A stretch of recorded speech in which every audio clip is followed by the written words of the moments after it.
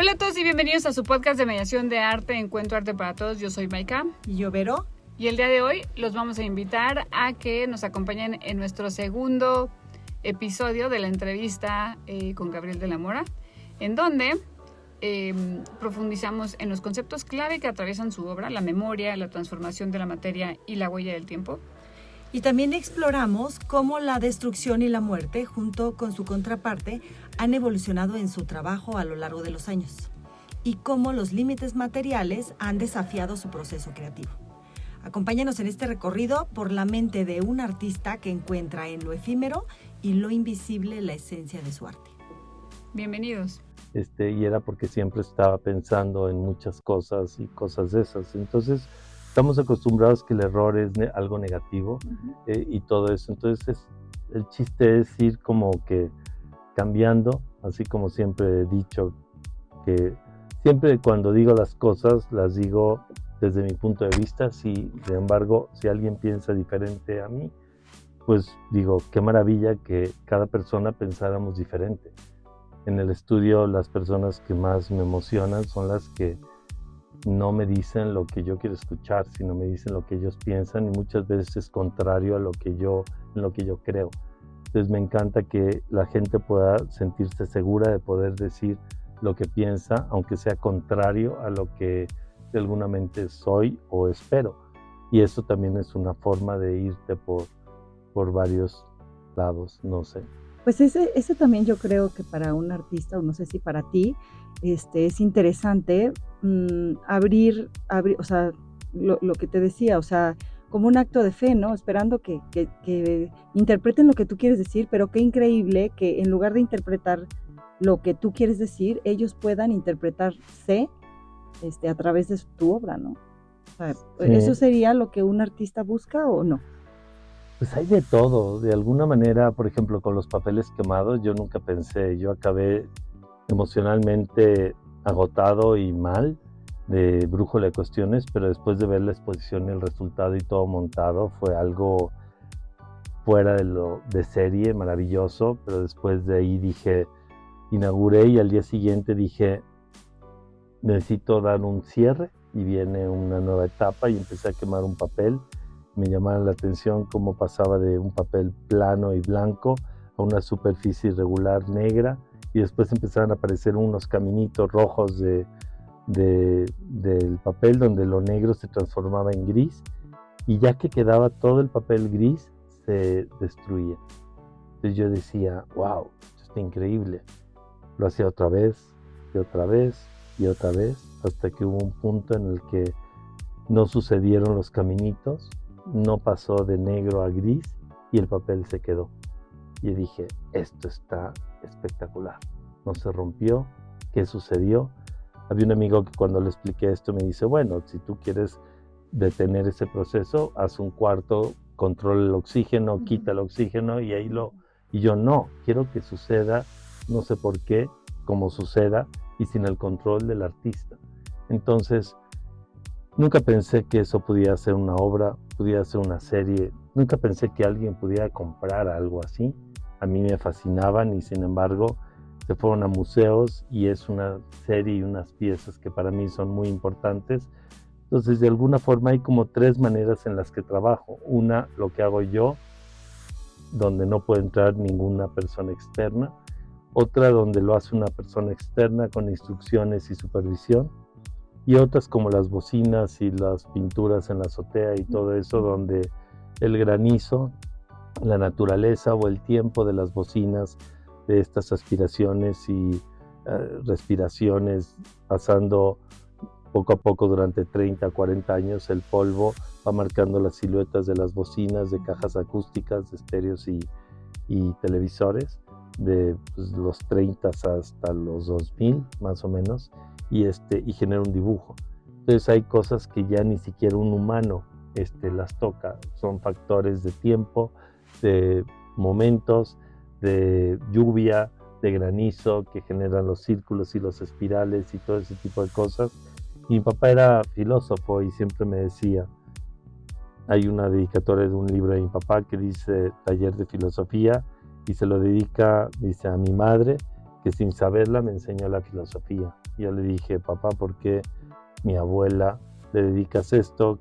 Un libro de filosofía, sin saber la filosofía, se lo dedica y me dice, sí, porque la filosofía es preguntarte el porqué de las cosas. Y un niño se pregunta el porqué de todo y generalmente quien le responde, en mi caso, fue mi madre. Entonces, de alguna manera, ella fue la que me enseñó la filosofía a través de las respuestas de las preguntas que yo le hacía para descubrir de alguna manera mi entorno. Entonces, no sé, Oye, a ver, dime una cosa. Entonces, regresamos a la destrucción constante que lleva a una transformación permanente, okay, que en realidad se convierte en un ejercicio de construcción. Después de todo, de absolutamente cada proceso, hoy por hoy, ¿cuál es tu relación con la muerte? No le tengo miedo a la muerte.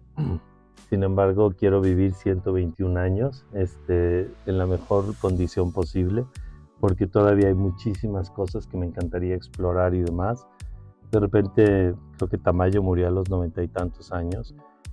Me hubiera encantado que viera la tecnología, cómo avanzada. Él pintaba en óleo, pero ahorita los acrílicos tienen unos pigmentos y unos colores extraordinarios. Inclusive tiene filtros UV los acrílicos para de las pinturas, ya no tienes que esperar un vidrio de museo o una protección UV.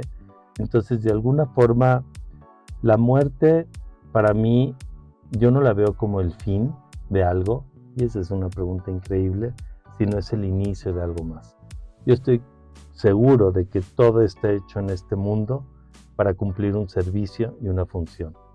Cuando este servicio y esta función termina, el fin de algo se convierte en un desecho, se transforma en el inicio de algo más.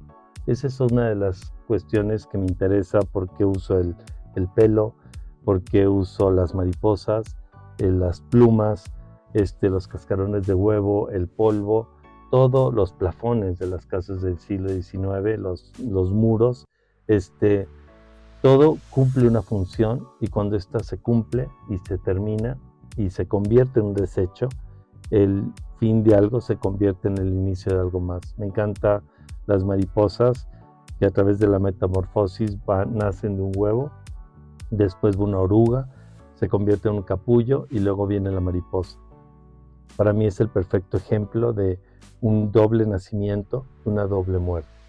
Y de ahí, de esa muerte de forma natural, tiene que haber una extensión más hacia la pintura a través de estos colores y patrones a través de las alas de mariposa. ¿Y cuál es entonces la muerte y el renacimiento favorito de Gabriel? Pero de ti. De mí. Yo creo que eso está, no sé cómo lo dijiste antes fuera de esta entrevista, lo de las metáforas, y yo creo que pues sí, tienes razón, todo es una metáfora, la vida, el mundo, todo es una metáfora de alguna manera. Creo que cada idea o cada serie o cada pieza de alguna manera es una muerte. Y cada día, o sea, de alguna manera te duermes y es como una muerte. Y sin embargo, vuelves a repetir todo. Vuelve a haber unas 7 de la mañana, pero de una forma distinta. No sé, la muerte en mí, yo la siento de alguna manera cuando me duermo. Y inclusive de niño le ocasioné muchos problemas a mi mamá porque yo no diferenciaba lo que soñaba con lo que era la realidad.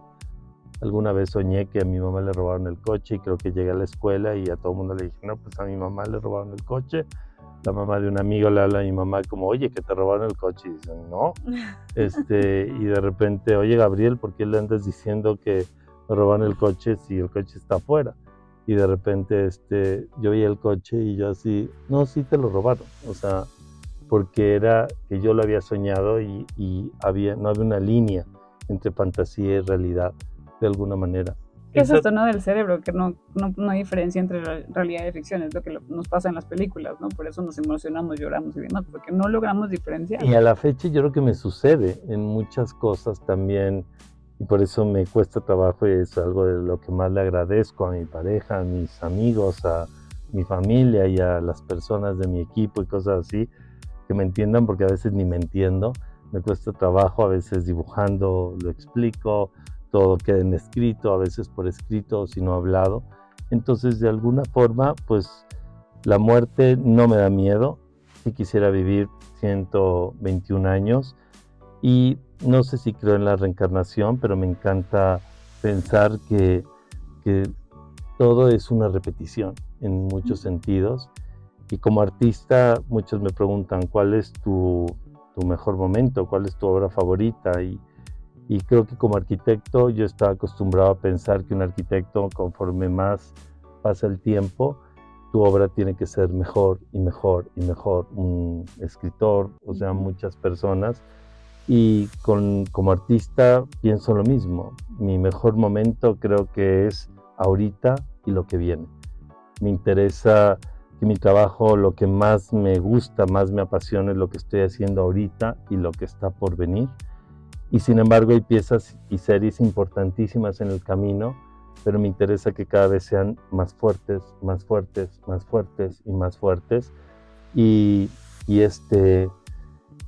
tendría un gran problema si mi trabajo o lo que más me emociona en mi trabajo se quedara 5, 10 o 20 años atrás. He visto retrospectivas de artistas que me fascinan y su mejor obra no es la última.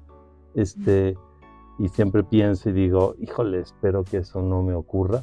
Y si me ocurre, tengo que repensar muchas cosas, pero sí me interesa que todo vamos perdiendo. Me frustró de repente tener que usar lentes ya progresivos, porque de repente yo estaba acostumbrado a trabajar increíble, el papel milimétrico y todo eso, y de repente empiezas a no verlo, y de repente pues ya llegan los lentes progresivos y ahora tengo 3 pares de lentes para cosas muy de cerca, para cosas de lejos, para leer, para hacer cosas minuciosas. Entonces, pero todo siempre tiene una salida y una respuesta, y lo que me encanta es poder ser lo que soy.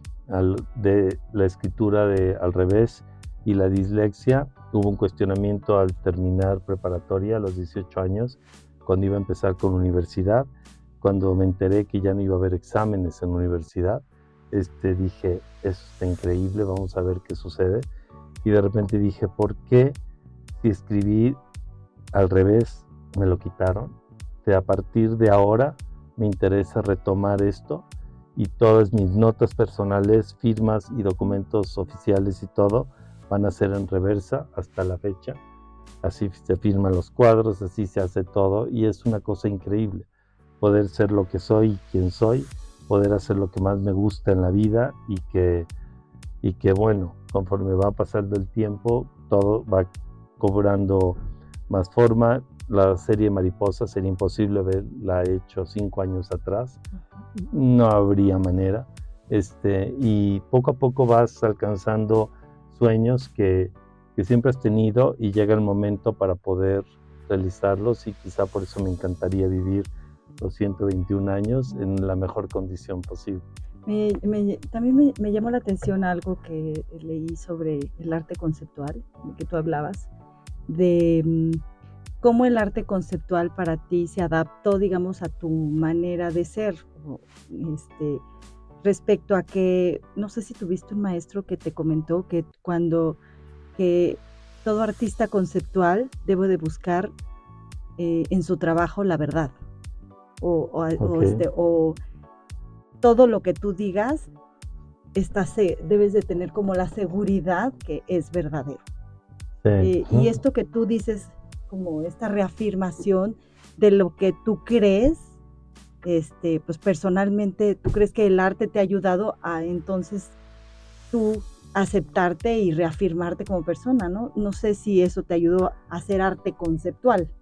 Hay una frase que siempre me decía mi papá de pequeño y se me quedó grabada, como muchas más. La verdad es la conformidad de la mente con la realidad. La verdad creo que sí es importante. Robert C. Morgan era un maestro que después fue colega, fue artista y estuvo un tiempo en la Galería Proyectos Monclova, que me representa aquí en México. Y Y él de alguna manera me decía que si había una persona que obsesivamente había contado 293.754 fragmentos de cascarón de huevo de una pieza de 2x2 y decía que tardó tanto tiempo en hacerlo, era importante que si hubo alguien obsesivo que contó todos esos fragmentos en una pieza, seguramente quien viera la pieza iba a ver alguno todavía más obsesivo en contar los fragmentos que le dice uno que hay en una pieza. Y creo que es importante dentro del arte y dentro de la vida en sí que las cosas sean verdad.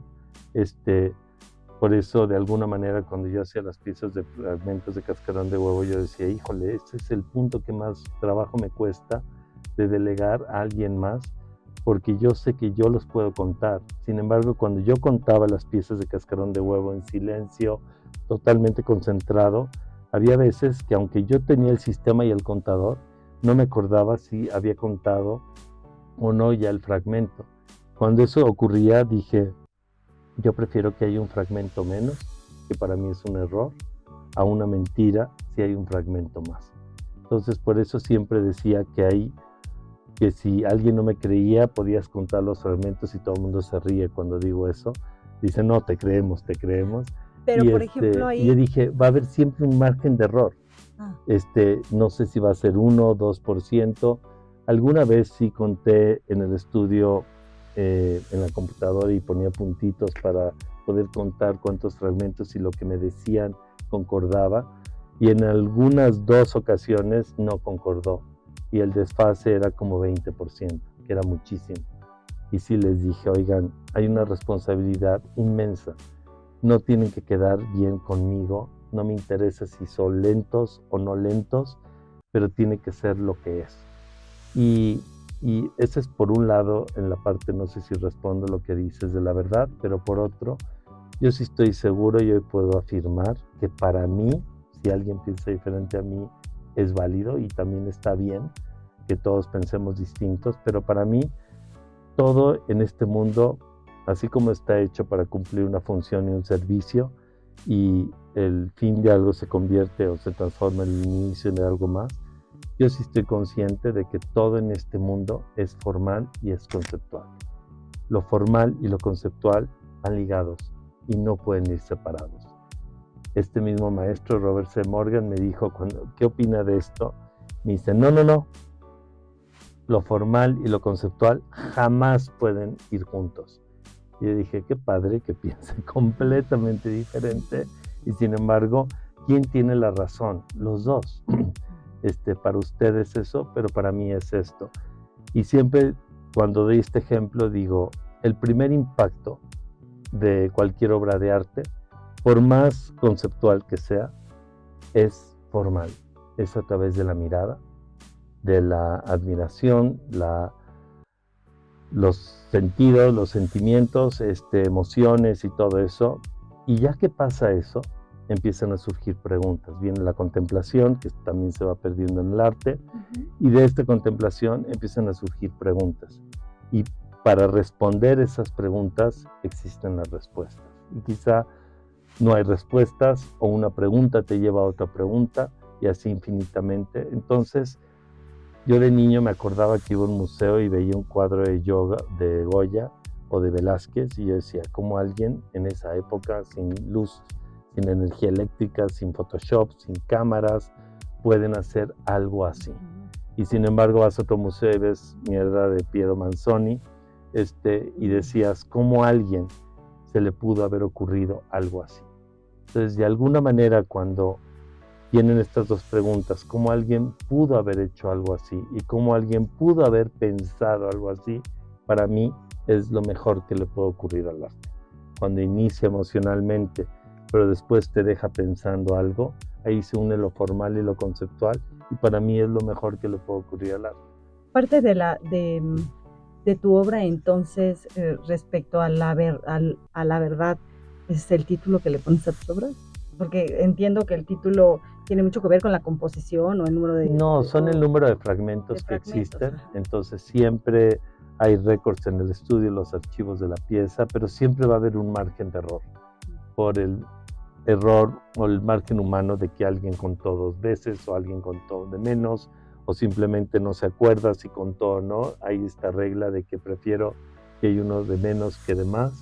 Entonces, Pues sí. pues sí, y la verdad no sé si existe. Yo sí estaba seguro porque de repente dije, es que son mentiras en mi familia, pero dije, no, una verdad, un secreto es una verdad oculta. Una mentira es cuando niegas algo o cuando algo difiere de lo que pasó o cosas así. Pero aquí me encantaba toda la parte del secreto y de la verdad o de la mentira o del original o de lo falso. Pues es una constante en tu obra siempre, ¿no? Sí. El cuestionamiento si lo que tienes ahí enfrente, el objeto, lo que sea, hay algo detrás de, ¿no? Lo que tú, no sé, lo que dijiste también, esto de te interesa mostrar lo invisible de manera visible.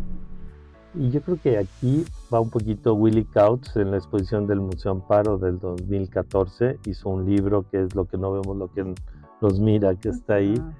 Y él escogió creo que 81, 84 piezas, no me acuerdo. Son todas las piezas que se presentaron en esta exposición, que fue increíble. Y él quiso tomar obras de diferentes momentos, de diferentes series, pero que se conectaran, como del monocromo se pasaba a la imagen y como de la imagen se pasaba al monocromo. Del monocromo a la imagen es una aparición y de la imagen al monocromo es una desaparición. Entonces era cruzar y juntar esos 2 puntos entre un original y un falso, y entre opuestos y varias otras cosas. Oye, y sobre esto, sobre lo que no vemos, lo que nos mira, ¿qué es esto que no vemos en tu obra? Pero que nos está mirando y que está esperando a ser descubierto. Siempre de niño y cosas así, compré un libro que decía cómo doblar una cuchara con la mente. Lo leí, lo intenté, nunca lo logré. Tiene buena mercadotecnia porque lo compré, pero realmente me dieron la cara. Entonces, de alguna manera, siempre como artista y sobre todo al inicio, me imaginaba que lo que yo hacía o pintaba o dibujaba era la realidad y el arte o las cosas éramos nosotros mismos. O sea, me gustaba ver desde otra perspectiva las cosas. La mejor forma de tomar decisiones es cuando me pongo en el lugar del otro, y si yo quisiera tomar una decisión en algo, haría lo que me gustaría desde el otro lado recibir en la cuestión contraria. Entonces, esta parte de la visibilidad e invisibilidad, que también ahorita lo mencionaste con los ciegos y los débiles visuales o los mediums o psíquicos, me interesaba que si el primer impacto de cualquier obra de arte es visual, ¿qué sucede con las personas que no ven? Ya no van a ver el arte o no van a sentir el arte. Entonces ellos ven no a través de los ojos, sino con las manos, con sensibilidades, con energía, con olores y de 1000 formas más. Y por otro lado, me encantaba pensar que los psíquicos y videntes, o chamanes, o como le quieran decir, brujos o demás, ellos ven energías que normalmente la gente no ve. Y de repente decía, wow, hice varias series y cosas que tenían que ver con ellos. Y pues las preguntas, hicieron más preguntas, no hubo respuestas para algunas, pero surgieron unas series que fueron increíbles y que son las formas que me gusta explorar y experimentar siempre desde diferentes puntos de vista, salirme de mi zona de confort en cualquier momento y estar trabajando en diferentes direcciones. Había una crítico, un curador que en algún momento me decía, me encantan los conceptos que manejas conceptualmente, pero siempre tienes una salida formal extraordinaria y son cosas que me llaman la atención. Para mí el arte es para todos, y de alguna manera me encanta que la gente pueda reaccionar sin tener idea de lo que están viendo y sin ver la ficha técnica ni leer todo lo que hay detrás de eso, y se podrán dar cuenta o no. A muchos me encantaba que regresan porque me encanta observar en la exposición que no me conocen y me encanta ver qué pasa, o en alguna feria, por eso a veces me gusta ir a ferias porque me gusta ver el primer impacto de las personas sobre mi trabajo, porque un autor jamás va a tener el primer impacto de su propio trabajo, porque estás involucrado tanto en el proceso y todo, que para mí ese primer impacto que para mí es tan importante, lo tengo cuando a veces dejo de ver 20 años una pieza y la vuelvo a ver, y ahí sí tengo quizá un primer impacto de mi trabajo, pero de una forma distinta, porque el color cambió y hay muchas, aparecieron estas craqueladuras que surgen en Mondrians, que muchos se alteran y se ponen mal, pero digo, pues nosotros envejecemos y tenemos arrugas, entonces que no teníamos, entonces esto... ¿Cuál es la diferencia? Si hay un golpecito, si hay un círculo o una espiral, significa, ahora ya sé, antes no sabía, significa que hubo un golpe en la tela. Y ese golpe tardó tantos años en aparecer y aparece en forma de craqueladura. Entonces todo tiene un porqué y esas cosas me encanta ir descubriendo con la serie de suelas de zapatos, porque había hoyos irregulares y hoyos perfectamente redondos y yo decía, oh, ¿por qué? ¿Por qué? ¿Por qué? Y te das cuenta, nadie camina así. Y cuando hice el ejercicio dije, pues estos son zapatos de baile. O sea, hacen giros y giros, bailan y bailan, desgastan mucho más rápido las suelas y por eso salen hoyos y las cambian. Y de ahí, o sea, todo tiene un porqué y a toda pregunta o a todo problema no va a haber una respuesta ni una opción, hay miles o cientos de opciones. O sea que es un podcast pues, para todos, como tú dijiste, ¿no? Arte para todos. Entonces yo supongo que lo van a escuchar personas que no tengan ni idea del arte o personas que a lo mejor sí saben algo del arte y no nada más del arte normal, sino del arte conceptual o no saber nada. Entonces, si eso fuera así, ¿cómo explicarías de manera simple a esas personas y cuál es la parte más compleja del trabajo de Gabriel de la Mora? O sea, que te escucharan y que, ay, vamos a investigar porque dijiste la palabra, que no tengan idea del arte. Yo creo que no necesitas saber para estar frente al arte. El arte es para todos. Tienes que sentir. Y no existe una persona en este planeta que no sienta. Entonces, el arte sí es para todos. Habrá un primer impacto, te gusta o no te gusta, te dice algo, sientes algo. Yo sí creo mucho en la energía de las cosas y todos tenemos una energía diferente. Por eso quizá a veces nos identificamos con alguien y a veces no. O sea, creo que va más allá de si te cae bien o tiene cara de buena onda o no. Son energías. Hasta vas a un mercado de pulgas y hay cosas que hasta dices, híjole, ¿por qué me llama la atención esto? ¿Por qué lo tengo que comprar? ¿Lo tengo que tener? Esto es horrible, o sea, no tiene ningún sentido. ¿Por qué llevo tanto tiempo comprando este tipo de objetos? No sé. Yo creo que para el arte es una manifestación universal y es para todos. Y yo creo que no tienes que saber, tienes que sentir. Si algo te llama la atención y quieres saber algo más de eso que quizá te gustó o aborreciste, o por qué hay cosas que aborrecemos que son fascinantes. Y hay una línea, la fealdad no significa que sea algo bello. Hay cosas horribles que también el concepto es que nos fascinan. Y hay una belleza extraordinaria en cosas que normalmente la gente tomaría como horribles. Entonces, ese es lo mismo que digo, el primer impacto va a ser visual y después empiezan a surgir preguntas y yo creo que mi trabajo puede ser tan simple o tan complejo dependiendo de la información o hacia qué tan lejos quieres llegar con lo que estás viendo. Pero eso creo que no solamente lo tiene lo que yo hago, sino todo puede ser tan sencillo, tan complejo, tan maravilloso o tan terrible como cada uno lo quiera percibir o ver o sentir.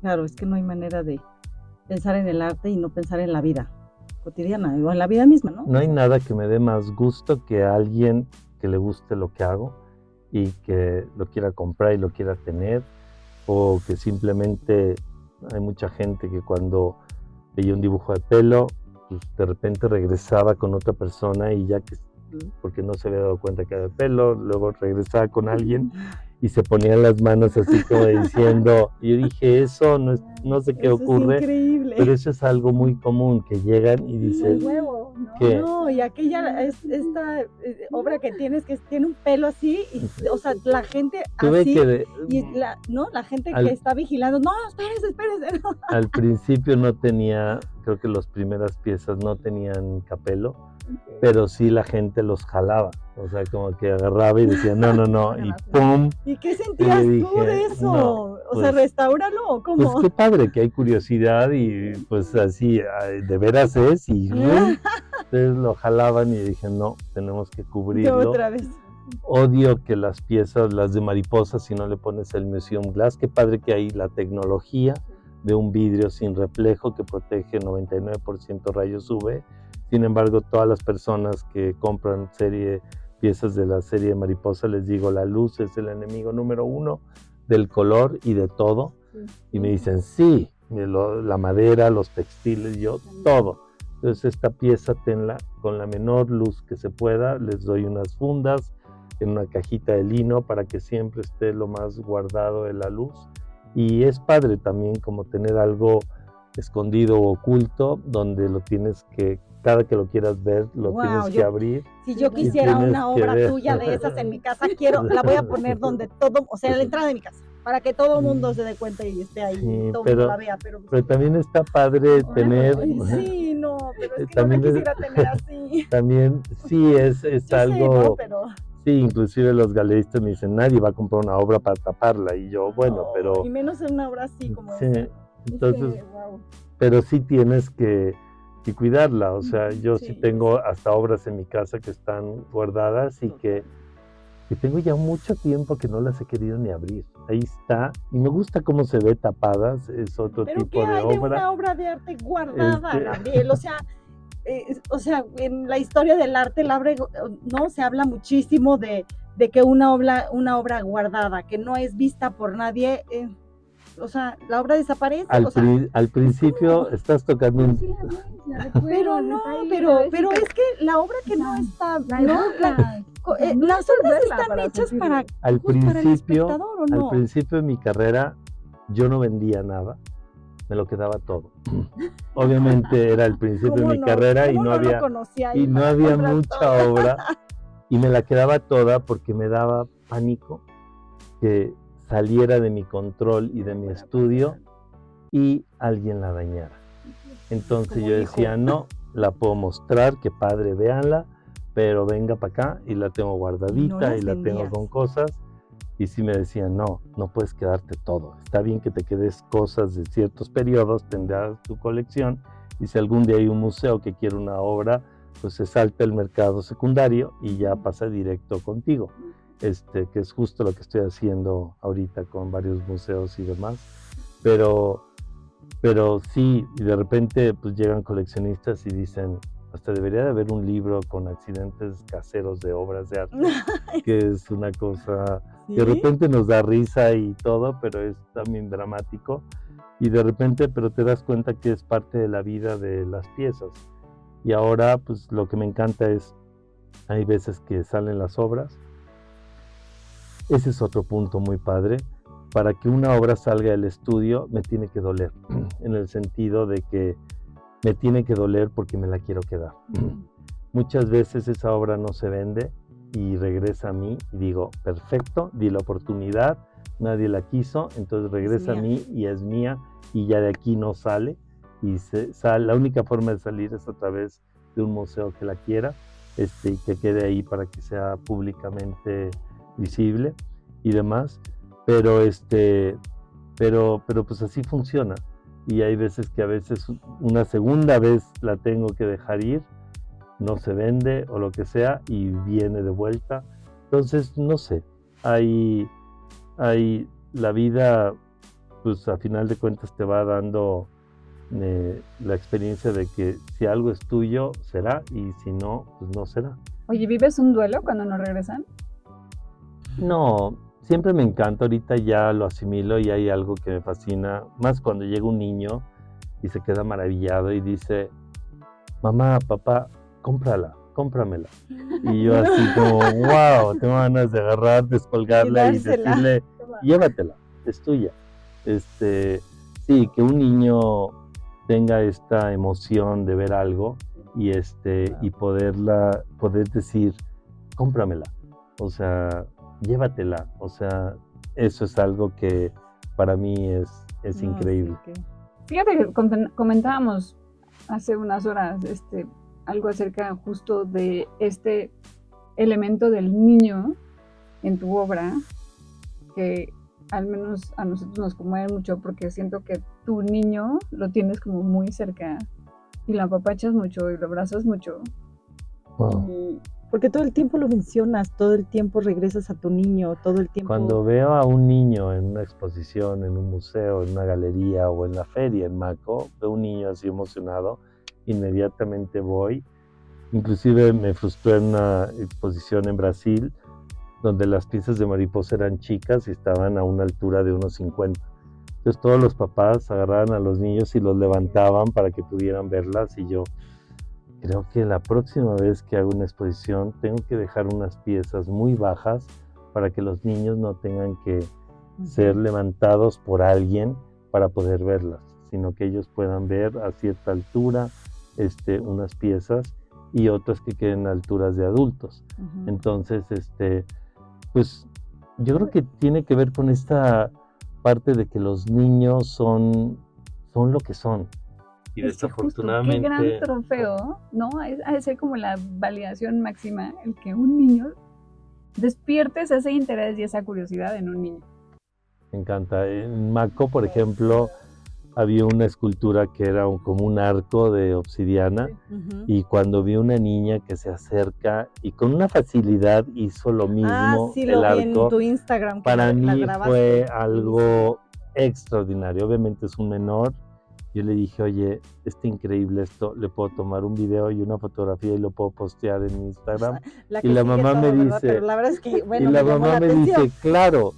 Y por otro lado dije, híjole, pero si mi fotógrafo o algo así, o mi abogado me dijera, no, debiste haberle dado un papel para que te autorizara, porque si no te puedes meter en un problema. Y yo, pero eso se me hace el mejor halago que pueda haber Sí, y para un hacen la misma, artista, igualita en el la que no, posición. la hacían Y todavía más mejor, cerrada, claro, era sí. una flexibilidad, y Sí. lo hacía una y yo, era un resorte. Y dije, yo trato de hacer eso y me rompo.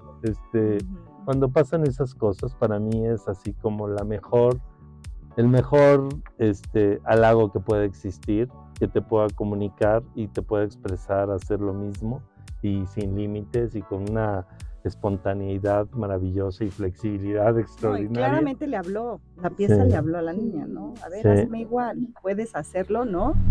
Pero así estoy hablando con quien sea, generalmente no sé por qué y no me había dado cuenta. Siempre que veo un niño con una cierta interacción o pasando cierto tiempo, un niño contemplando como un colibrí, es muy raro ver un colibrí quieto en una rama. Sí. Pues a veces es raro, a mí me tenían que amarrar de niño a la silla cuando comía, porque daba un bocado y daba una vuelta a la casa y otro bocado, todo el tiempo estaba así. Y de veras me acuerdo que me amarraban a la silla como diciendo, acaba de comer y ya es lo que quieras. Entonces, ver un niño en quietud frente a una pieza, eso para mí es increíble. Oye, y ya como para ir cerrando, me gustaría hablar como de tu noción del tiempo, porque yo te leo y te leo y te veo y te veo, y me sigues recordando esta como visión de Tarkovsky de esculpir el tiempo. ¿Coincides en que el arte es como esculpir el tiempo? El tiempo es relativo. Por ejemplo, en un accidente el tiempo es eterno. O sea, quizá 5 segundos es como una cámara lenta. No sé. Hay piezas donde, pues si tardas 2 años y medio, me encanta la idea de que cuando fui a Oaxaca, alguien me dijo que el convento de Santo Domingo duraron 300 años en construirlo, y yo dije, wow, el arquitecto que lo proyectó, pues jamás vio el final ni la parte media. O sea, los que lo terminaron nunca vieron el inicio. Entonces se me hizo maravilloso cómo algo puede durar tanto, y en ese tanto pasan cuántas generaciones y cuántas manos de tener continuidad, ¿no? Esta película del violín rojo, que Sí. empieza en tal época y cómo Wow. con el tiempo va cambiando de manos, y de repente que empezaron a analizar porque el color era maravilloso y descubren que es sangre, y era sangre de la esposa al morir dando a luz o algo así. Entonces yo dije, wow. O The Pillow Book de Peter Greenaway, el libro de los secretos, que era debajo de la lengua, al cerrar los párpados, al escondido en las orejas. Son como películas, libros, cosas que me han marcado durísimo, y dices, wow, ¿cómo se va a ver esto en tanto tiempo? Los plafones, como una pintura fechada en 2012 pudo haberse iniciado su proceso en 1882, en una casa de finales del siglo XIX, por unos albañiles, en un espacio arquitectónico, una tela. ¿Qué es la pintura? Es tela, preparación y pintura, pero está puesta de forma horizontal, tapando las vigas de unas casas. No había tabla roca. Sin embargo, pasan 100 y pico, 130 años, y estas se vencen y se caen. Y ahí es donde entro yo, las recopilo, llego con un restaurador y le digo, oye, por favor, y cuando llegué con el restaurador y me dice, ¿qué quieres que haga con eso? Y le digo, límpialo, consolídalo, lo vamos a poner en un bastidor, eran cuartos completos, los vamos a poner y son pinturas. Cuando decía, esto suena increíble, cuando vi la primera, se me fue el piso. Y dije, esto está espectacular. Una pintura de Gabriel de la Mora, fechada en 2012, pero inició en 1882, mucho tiempo antes de que yo naciera, cubriendo una función arquitectónica. ¿Qué va a suceder cuando muera? Y el proceso va a seguir continuando. Las obras de arte muchas veces pueden iniciarse antes del nacimiento de un artista y pueden finalizarse mucho tiempo después de la muerte de un artista. Yo creo que también eso pasaba con el arte antiguo, ¿no? Por ejemplo, las obras bizantinas, ¿no? El tratamiento que le daban a la madera, que por años tenía que estar como enterrada y con ciertos tratamientos, que en realidad, ¿dónde empezó la obra? Pues desde que la madera la trataban para poder hacer el retrato o la pieza, ¿no? O sea, puede ser algo así. Sí, la reliquia, los huesos de este santo, igual. Los faraones, o sea, que los momificaban para que su cuerpo se mantuviera en esta resurrección y demás, y viaje. O sea, no sé, mataban a sus perros y a sus personas más cercanas para que lo acompañaran. No sé, el tiempo hay cosas que salen rapidísimas, hay cosas que son con procesos bastante extensos, hay piezas que se inician, pero de repente digo, lo inevitable en cualquier fotografía por la luz es que desaparezca la imagen. Entonces hay piezas y en series donde no voy a tratar de mantener la imagen, sino me interesa que cuando la imagen desaparezca por completo, la pieza está terminada. Entonces, cuando la imagen y la figura se convierte en un monocromo y desaparezca, esa pieza se acabó.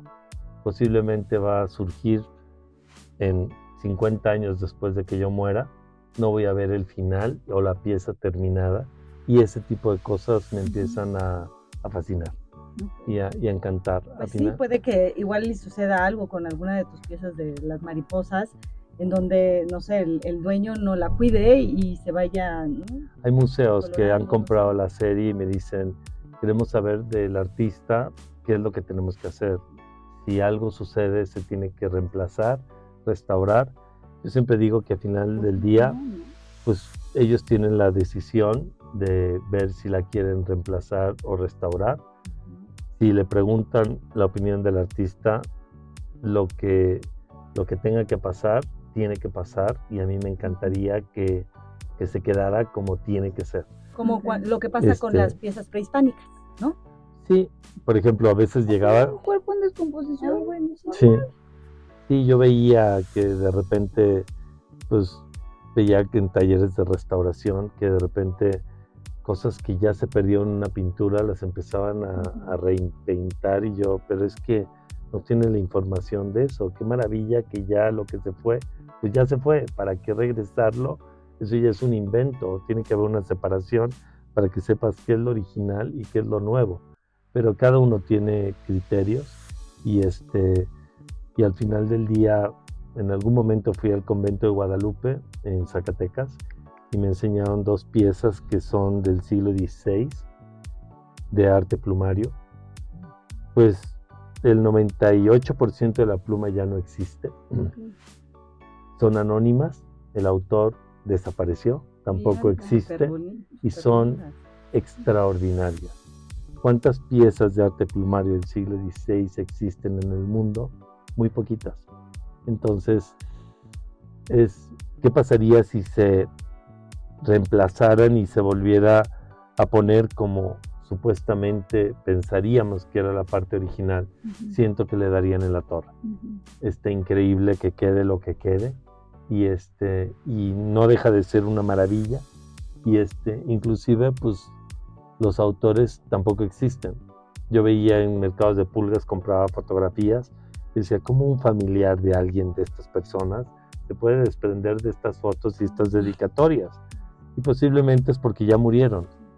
Y algunos amigos decían, es que yo quiero seguir, o no sé cómo se dice la palabra, trascender a través de mis hijos. Y yo, pues si vas a querer trascender a través de 3 generaciones, y ya, o sea, es que es lo que dicen, ¿no? Si eso no es una forma de ¿cuánto tiempo te van trascender. a recordar? ¿Quién recuerda a los tatarabuelos? Sí. Nadie. Y si te acuerdas es del nombre, pero no de la imagen. Y a veces ni del nombre. Yo no me acuerdo ni de mis O sea, eso ya no existe, Sí, no existe. entonces que eso es una cosa, pero sí, cuando me respondes que yo quiero trascender por mis hijos, y yo, pues 3 generaciones que van a salir muy rápido, y de ahí vamos. Pero además algo que me parece bellísimo de las mariposas es que, digamos, hay un animal individual, ¿no? El vestigio de una vida que fue y que, ¿no? Que es la prueba de... Una vida fugaz, porque viven menos de un año. Hay especies que duran 2 meses, 9 meses, 8 meses. A mí lo que más me fascina es de que mueren de forma natural, vienen de mariposarios de Perú, Indonesia y Madagascar, cumplieron su función y se transforman en algo más. Pero me encanta porque de nosotros el pelo y las uñas es lo que perdura, ¿verdad? Pero y lo que sigue creciendo un periodo de tiempo relativo después de muerte. Y los dientes, ¿no? Y los dientes, pero los huesos también van desapareciendo, y todo lo demás. Pero aquí las mariposas, sus colores y sus patrones, he visto mariposas en museos del siglo XIX y siguen, y no tienen Museum Glass, y quizá no toda la preparación y la conservación que hago para tratar de mantenerlas el mayor tiempo posible, en la mejor condición posible, pero eso es algo que me fascina. Ellas murieron, pero sin embargo su color y sus patrones continúan, y estoy seguro que no vemos los colores que vemos nosotros, no es los colores que ven las mariposas. Me encantaría poder tener unos lentes o algo para poder ver cómo ven las mariposas, porque es una comunicación visual. Nuevamente, una dislexia visual, no a través de palabras, sino de colores y patrones que son increíbles. Y en la naturaleza algo que me encanta, porque mi trabajo me fascina, como Joseph Alberts en su libro Interacción al color, toca y hace todo un tratado y una investigación en torno al color, pero solo de los colores sólidos. En la naturaleza el color se divide en 3: sólido, luminiscente e iridiscente. Entonces, el iridiscente son colores mecánicos muy complejos, microscópicas escamas que tienen ciertas perforaciones que hacen que Realmente las mariposas azules no son azules, son cafés, pero lo que reflejan es el azul a través de estas escamas y estas tecnologías, que es lo más avanzado que puede existir. Así como también los chalecos blindados vienen de las telarañas y estas fibras que es el Kevlar, que con varias capas hacen los blindajes de coches, chalecos y ropa en cierto punto. Entonces me encanta cómo la naturaleza pues también inspira y da herramientas para que la inteligencia artificial o la tecnología use todas estas cosas que son extraordinarias, que solo la naturaleza puede generar y puede crear y inspira para tratar de llevar y explorar otros mundos. Oye, ¿cómo estructuras los cuadros? O sea, yo, no sé, me pareció ver alguna foto, yo todo la metiche, ¿verdad? Pero bueno, vi cómo hacías como unos cuadritos, no sé si usabas como, o más bien copiabas como los tonos de los diferentes cuadritos de la naturaleza. O sea, ¿cómo haces la colocación o cómo se genera el cuadro de las mariposas? o sea, haces estos cortes perfectos y así, con esta clasificación de que si es de la derecha, del superior izquierda, o algo así, ¿no? Pero, sí. pero luego, ¿qué haces con esto? O sea, ¿cómo conformas el cuadro y logras esa iridiscencia así que parece que se prenden, luces que se prenden y se apagan al mismo tiempo? Me encantan las luciérnagas y desde niño me fascinaban. Me encanta ir a Colima en julio, que es cuando están las luciérnagas a todo lo que da y siguen existiendo porque ya por aquí ya no hay. Y cuando llega una especie nueva al estudio, me encanta, si tiene esta iridiscencia, me fascina primero observarla y ver cómo podemos hacer las cosas. Siempre dibujo en mi respirador con la regla paralela, retículas, para generar patrones, para empezar a aplicar de cierta forma, observar cómo funciona la iridiscencia. En el caso de la Morphodidius hay 4 posiciones principales. Si está cortada así, en cuadrado, es la versión clara. Hay 2 tonos intermedios y después un tono oscuro. Entonces, tenemos que estudiar cómo funciona esta iridiscencia para que si vamos a tener una pieza así, que es como se firma, siempre todas las piezas tienen 4 posiciones. Y me encanta cómo en el caso de las Morphodidius azul, la retícula cambia completamente si la cambias de una posición 1 a una posición 2. Es otro cuadro. Una posición 3 y una posición 4. Entonces me encanta cómo una misma obra con una misma traza puede tener 4 posibilidades totalmente diferentes. En algún momento dije, les vamos a poner un motor para que vaya cambiando, pero dije, no, tanta vibración constante puede afectar a las piezas y no me gustaría que si alguien tiene una pieza de esas y se cansa de esa imagen, pues nada más lo único que tiene que hacer es rotarla y colgarla en su segunda o tercera o cuarta posición y tiene una pieza completamente diferente, aunque sea la misma. Entonces, sí es hipnótico, pero en torno a regresando un poco a lo que dices, también es increíble no tener todo el tiempo la pieza ahí, sino a veces guardarla, o sea, quitarla y por eso embodegarla, lo va a agradecer la pieza y todo. Y después de un año o algo así, la vuelves a sacar. Y es como esta orquídea o esta flor que dicen que solo florea una vez al año. Y dura creo que 2 horas y se muere. Entonces es así como... No, bueno, eres poético por excelencia. Es así, esa idea de estar esperando. Poesía, total. De estar esperando para que llegues y puedas ver esto y luego esperas otro momento. Estoy de acuerdo, está bien, me convenciste. Eso lo van a agradecer las obras a los coleccionistas. Hay algo que creo que es muy importante. Un coleccionista es una persona que tiene la posibilidad de comprar una obra que padre le gusta y lo tiene, pero es un custodio y hay una responsabilidad muy muy fuerte. Así como los museos tienen sus piezas y las cuidan y todo eso, un coleccionista creo que también es importante porque es un custodio de una obra que con el tiempo, no sé, tienes que también cuidarla por ti mismo, por la pieza en sí, no sé. Hay todo un rollo y a veces no nos damos cuenta de todo lo que conlleva ser un coleccionista. Claro. Muy Sería bien. otro programa, ¿verdad? Ya es la última, lo juro. No, yo feliz.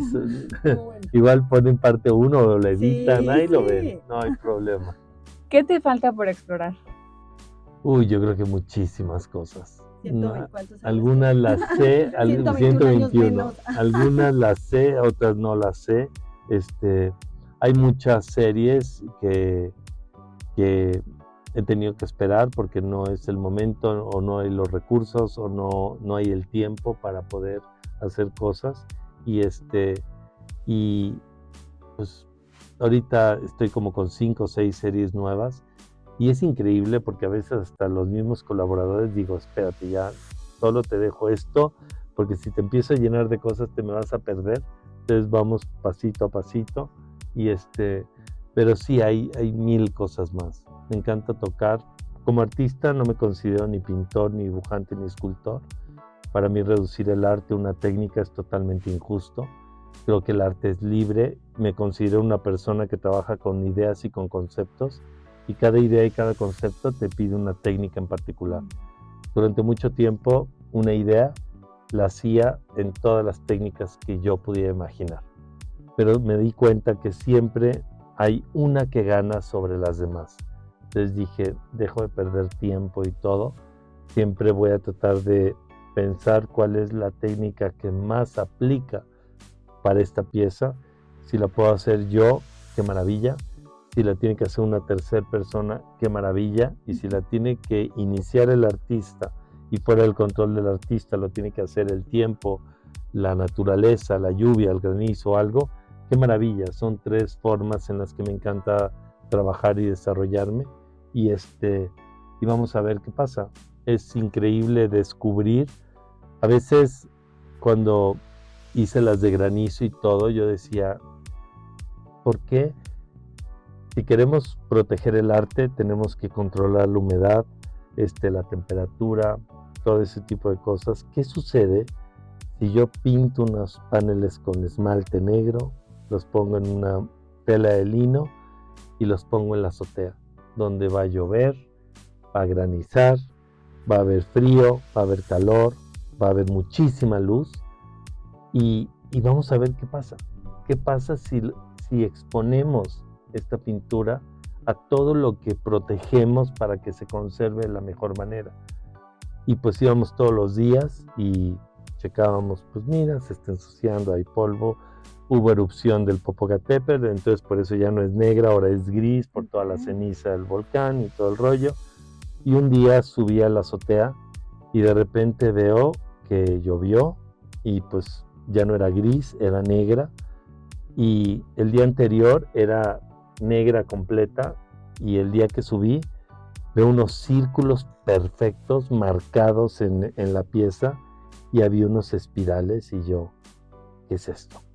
Y de repente mi ayudante del estudio me dice, ayer granizó. Cuando dijo granizó, me imaginé perfectamente el granizo cayendo en la pintura y pues generó una onda expansiva que marcó un círculo perfecto y yo dije, wow, esto es increíble. ¿Cuánto pesa un granizo? ¿A qué velocidad puede caer? ¿De qué altura para que pueda generar esto?